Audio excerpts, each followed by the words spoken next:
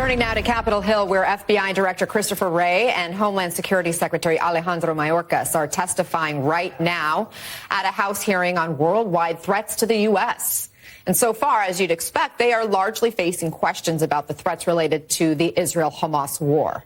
Let's bring in NBC News Justice and Intelligence correspondent Ken Delanian and founder of the National Security Institute and former senior counsel to the House Intelligence Committee, Jamil Jaffer. Ken, start us off. What are we hearing right now in this hearing?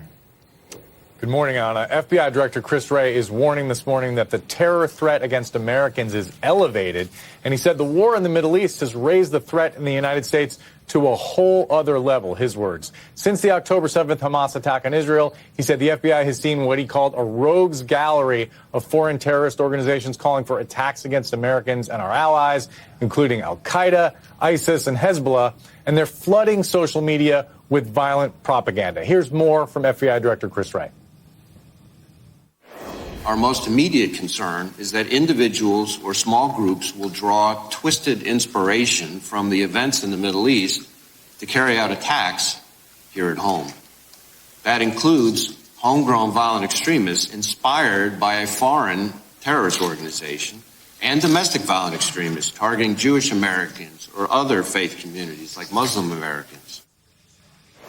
So if you listen carefully there, and it's important to point this out, the FBI is saying it's not aware of a credible threat of attack right now from a terrorist group, but it's instead saying that the heightened tensions and rhetoric online make it more likely that a lone extremist will resort to violence on them. Jamil, your reaction to what we just heard, your thoughts on what we heard from Wray and the overall threat environment we're facing right now and what proactively can be done. Yeah, well, Anna, look, the world is on fire. We've got a war in the Middle East. We've got a war in the middle of Europe. We've got the Chinese getting more and more aggressive against Taiwan. There are threats all around, and there's no doubt that some of that could very well spill over into the United States as people get agitated, get frustrated, get upset, see what's happening, and want to act out here. That's the real threat, and there might be inspiration, as FBI Director Wray just pointed out, of violent extremists here in the United States. So proactively, can officials do anything? What do you think is happening behind the scenes? Yeah.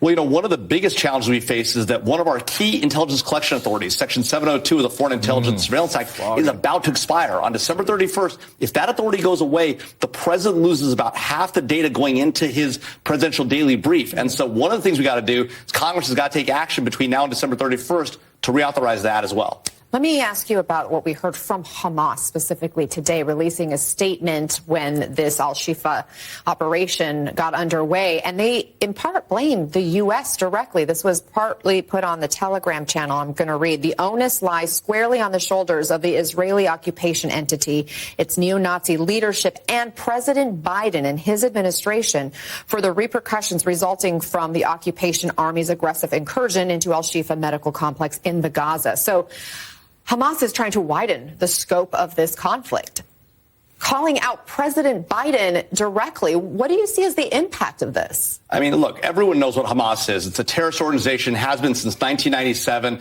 They conduct a massive terrorist attack, the equivalent of a dozen 9/11 attacks in a single day. And now it's proved they are hiding their operations inside of hospitals. They're the ones killing Palestinians in Gaza because they're hiding in hospitals, hiding inside of schools, hiding under those buildings, keeping the hostages in those places. We now know Hamas for what it is. We've known that for a long time. Some people weren't sure about it. Now we know for sure. But is this a call to action, do you see?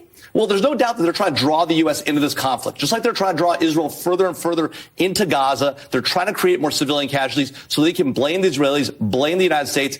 We all know who's responsible for what's happening right now. It's Hamas. Okay, thank you so much, Jamil Jaffer, for coming.